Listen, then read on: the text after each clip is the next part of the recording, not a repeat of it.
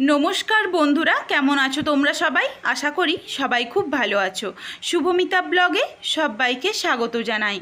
आज के तोमादेर साथे कुंदरी भाजार रेसिपि शेयर करब, किन्तु एकदम अन्य रकम भावे। रेसिपिटा केउ स्किप करो ना, स्किप करले किन्तु कोनो किछुई बुझते पारबे ना। कन्टिन्यू करते थाको, आशा करी रेसिपिटा तोमादेर अनेक भालो लागबे। আর তোমাদের কাছে আমার একটাই অনুরোধ রইল, বাড়িতে কিন্তু সবাই একবার এইভাবে কুঁদরি ভাজার রেসিপিটা ট্রাই করো। ভীষণই সুন্দর হয় এই কুঁদরি ভাজার রেসিপি। চলো আর কথা না বলে রেসিপিটা আমি শুরু করি। এখানে আমি কুঁদরি নিয়েছি 300 গ্রাম।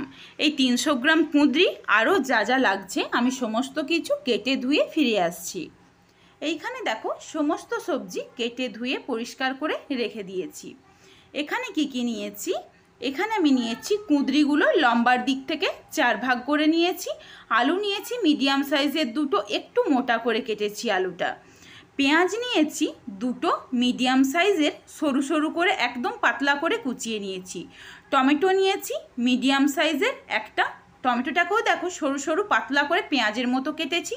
7 থেকে 8 কোয়া মতো রসুন কুচি করে নিয়েছি। ঝালের মতো আমি এখানে 4টে কাঁচা লঙ্কা ব্যবহার করেছি। কাঁচা লঙ্কাগুলো কিন্তু গোটা রয়েছে। এইখানে দেখো প্রায় 3 টেবিল স্পুন মতো সাদা তেল গরম করে নিয়েছি। হাফ টেবিল স্পুন গোটা জিরে ফোড়নে দিয়ে দিলাম। ফোড়নটাকে খুব ভালোভাবে ভেজে নেব। জিরেটা দেখো সুন্দর যখন কালার চলে এসেছে, তারপর কুচো করা রসুনটা দিয়ে দিলাম। কুচোনো রসুনটা দিয়ে নাড়াচাড়া করে হালকা একটু ব্রাউন কালার করে নেব। হালকা একটু ব্রাউন কালার হয়ে গেছে, এরপর সামান্য একটু হলুদের গুঁড়ো তেলের উপরেই দিয়ে দিয়েছি। হলুদটা যেন কোনোভাবেই বেশি না হয়ে যায়, এই দিকে খেয়াল রেখো। এরপর দিয়ে দিলাম কুঁদরি আর আলুটা একসাথে, পরিমাণ মতো লবণ অ্যাড করেছি। এরপর নাড়াচাড়া করে খুব ভালোভাবে মিশিয়ে নেব কুঁদরি আর আলুটাকে। কুঁদরি আর আলুটা দেখো ভালোভাবে মিশিয়ে নিয়েছি। এরপর মিডিয়াম ফ্লেমে রইল গ্যাসের আঁচটা, আমি ঢাকনা দিয়ে ঢেকে দেব। অনেকটা কিন্তু জল বেরিয়ে যাবে, দেখো অনেকটাই জল বেরিয়েছে কুঁদরি আর আলুর থেকে। আবারও ঢাকনা দিয়ে ঢেকে দেব। মিডিয়াম ফ্লেমে দেখো ঢাকনা দিয়ে দিয়ে বারবার খুলে নাড়াচাড়া করেছি। এরপর কতটা সেদ্ধ হয়েছে তোমাদের আমি দেখিয়ে দিই।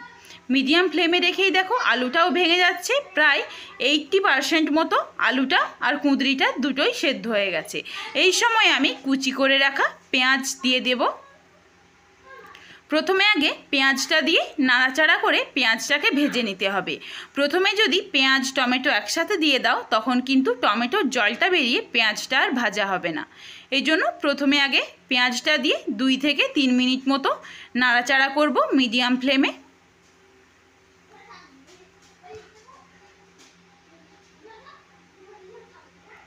দেখো ঢাকনা দিয়ে দিলাম। এরপর ঢাকনা খুলে তোমাদের আমি দেখিয়ে দিই।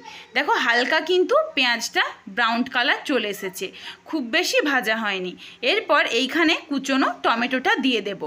টমেটো আর কাঁচা লঙ্কাগুলো কিন্তু মুখটা আমি খুবই সামান্য একটু করে চিড়ে রেখেছি, একদমই কিন্তু পুরোটা কাটিনি, কারণ আমি অল্প একটু গুঁড়ো লঙ্কার এখানে ব্যবহার করব।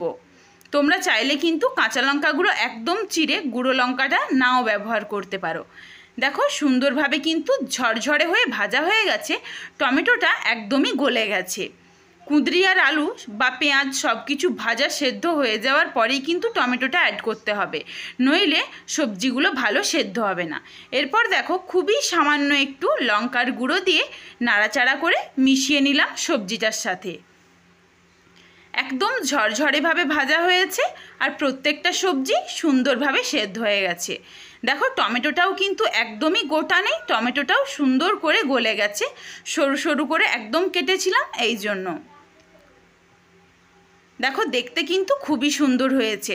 এরপর 2 থেকে 3 মিনিট মতো নাড়াচাড়া করে আরেকটু রঙটা যাতে চলে আসে কুঁদরি আলুর মধ্যে, আরেকটু ব্রাউন কালার করে ভেজে নেব।